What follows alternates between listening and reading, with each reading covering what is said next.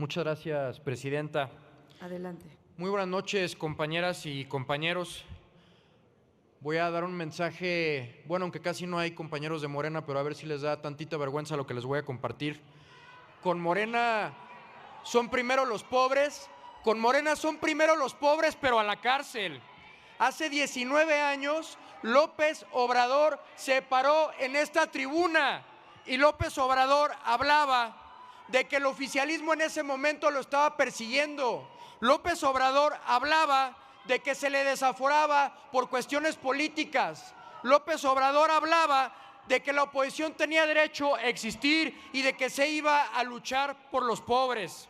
Hace 19 años exactamente, pero hoy su partido, su movimiento y él mismo ha perdido esos ideales legítimos y se ha convertido en un movimiento traicionero, en un movimiento retorcido y en un movimiento que a quienes va a castigar con esa reforma son a las personas de menores ingresos de este país. Aunque griten, eso no lo hace menos cierto. Se han convertido en un movimiento intolerante, motivado por la revancha, de una persecución política cierta, pero que pudieron haber dejado a un lado para sacar políticas públicas eficientes y justas.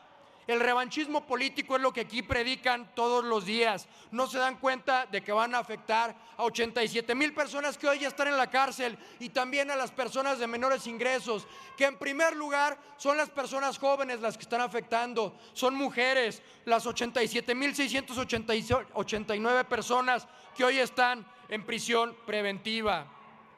Y sí, principalmente personas con ingresos bajos. Y no se ven que este tema no es un capricho de la oposición, no se dan cuenta que no es un capricho ni del PRI, ni del PAN, ni de nadie más.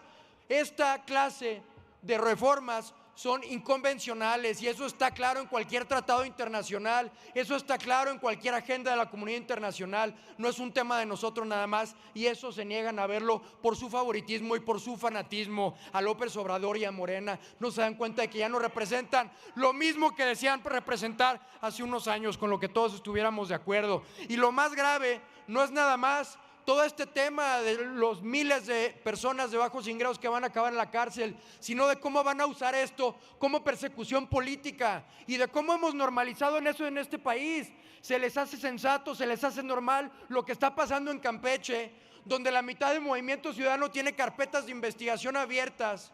Se les hace normal lo que está pasando con legisladores de oposición, donde tienen que votar por presiones políticas, donde se les acusa de forma política y se les acusa y se les amenaza con cárcel.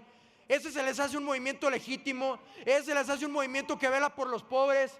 Es un movimiento fanático, revanchista y criminal. Esa es la verdad de lo que han construido en estos últimos años. Pero no le tenemos miedo a su persecución política, no le tenemos miedo a la persecución política de Laida Sansores, ni de Gers Manero, ni de nadie más, porque nos asiste la razón, nos asiste la comunidad internacional y lo más importante que ustedes no ven ni van a tener jamás, nos asiste la justicia.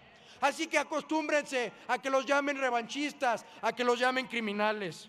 No tenemos miedo.